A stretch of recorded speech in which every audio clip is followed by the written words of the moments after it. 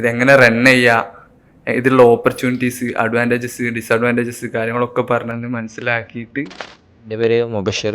ഞാൻ റീജിയണൽ കോളേജിൽ നിന്നാണ് വരുന്നത്. ഇൻറ്റേൺഷിപ്പ് ചെയ്യാനായിട്ട് ടെക്നോഡോട്ടിലായിരുന്നു വന്നത്.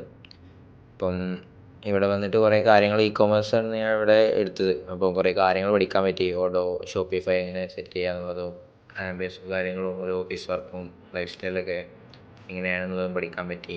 എൻ്റെ പേര് മുഷ്റഫ്. ഞാനിവിടെ കൊമേഴ്സാണ് ചൂസ് ചെയ്തത്.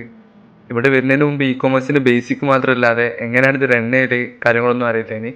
പക്ഷേ ഇവിടെ വന്നതിന് ശേഷം ഇവിടെ മെൻറ്റേഴ്സൊക്കെ അടിപൊളിയായിട്ട് നമുക്ക് കാര്യങ്ങളൊക്കെ പറഞ്ഞു തന്നിട്ടുണ്ട്.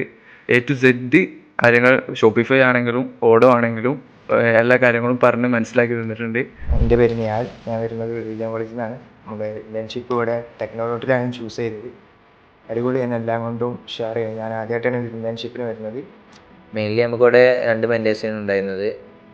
കൊമേഴ്സിൻ്റെ ക്ലാസ് എടുത്തതാണ്. ഒന്ന് അശ്വന്തും നിഹാലും. രണ്ടുപേരും അടിപൊളിയായിരുന്നു.